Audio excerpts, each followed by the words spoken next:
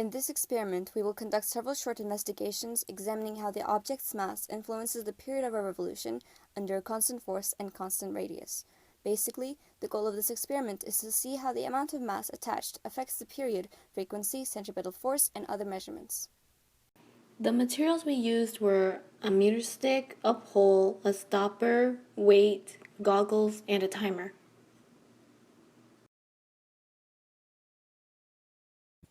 Cut a piece of string approximately 1 meter long and feed it through the hollow tube.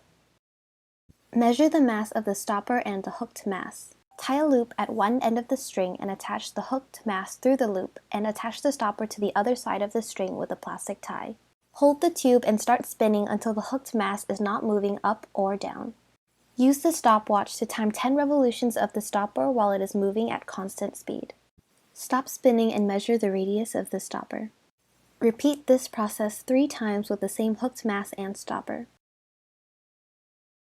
For our results, the mass of the stopper was 0.049 kilograms, the mass of the hooked mass was 0.2 kilograms, the average of our periods was 0.553 seconds, the average of the radii was 0.31 meters, the angular speed was 20 meters per second, the angular acceleration was 13.25 meters per second squared, the tension on the screen was 1.96 newtons, the weight of the hooked mass was 1.96 kilograms, and the calculated mass of the hooked mass was 0.196 kilograms.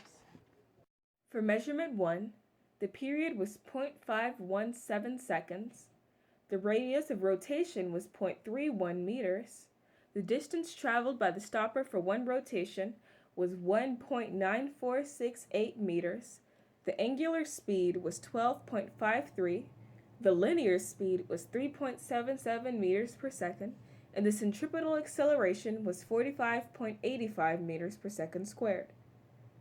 For the second measurement, the period was 0.591 seconds, the radius of rotation was 0.31 meters, the distance traveled by the stopper for one rotation was 1.9468 meters, the angular speed was 10.63, the linear speed was 3.29 meters per second, and the centripetal acceleration was 34.92 meters per second squared.